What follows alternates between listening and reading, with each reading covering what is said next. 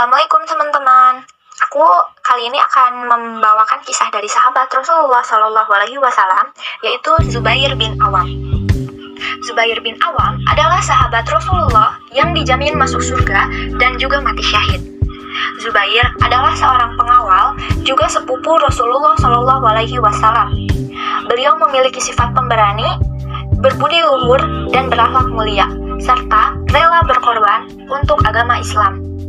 Hal ini dikarenakan sikap tawakalnya yang sempurna kepada Allah Subhanahu wa Ta'ala.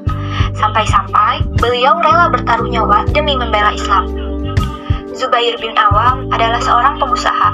Harta kekayaannya beliau relakan untuk kepentingan Islam. Hingga ketika dia meninggal, dia memiliki hutang. Loh, kok bisa ya? Kalian heran kan? Nah, ini kisahnya. Pada tahun 656 Masehi atau 36 Hijriah, Zubair bin Awam meninggal dunia.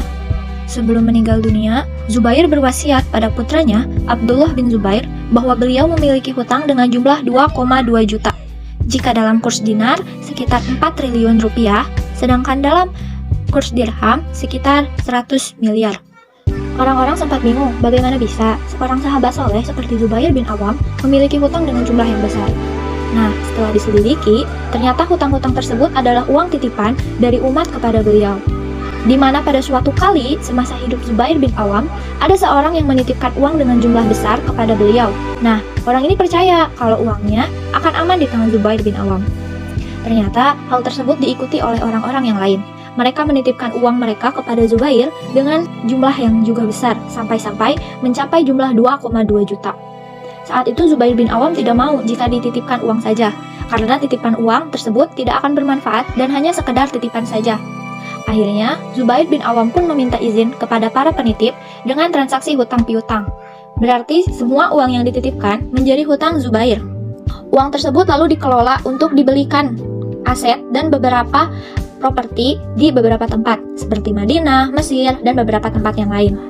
Setelah menjelaskan tentang jumlah utang berikut beserta aset yang dia miliki, Zubair bin Awam pun mewasiatkan sepertiga aset setelah dibayarkan hutang itu dihadiahkan kepada putra dan putri beliau dan cucu-cucunya, yaitu anak dari Abdullah bin Zubair.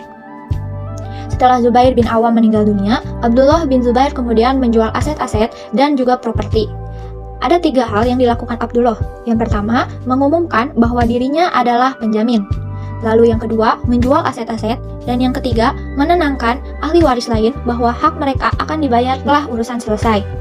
Tapi, di luar dugaan, hasil penjualan tersebut ternyata mencapai 50 juta lebih. Akhirnya, hutang sang ayah pun terbayar dengan baik. Setelah pelunasan selesai, para ahli waris dari Zubair bin Awam pun mendesak supaya jatah waris mereka segera dibagi. Namun, Abdullah menolaknya. Beliau mengatakan, "Aku tidak akan membagikan warisan ini sebelum aku umumkan ke seluruh jemaah haji untuk 4 periode setelah menunaikan wasiat, yaitu membayarkan sepertiga harta warisan untuk anak-anak Abdullah atau cucu-cucu Zubair dari anak-anak Abdullah, dan sisa penjualan itu dibagikan kepada ahli waris." Selama hidupnya, Zubair bin Awam termasuk sahabat Rasulullah Shallallahu Alaihi Wasallam yang kekayaannya berlimpah, di antaranya 50.000 dirham atau setara dengan 60 miliar. Lalu 1000 ekor kuda perang, dan ada juga 1000 orang budak yang beliau merdekakan.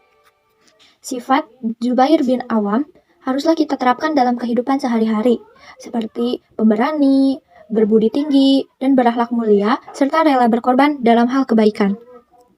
Cukup sekian. Wassalamualaikum warahmatullahi wabarakatuh.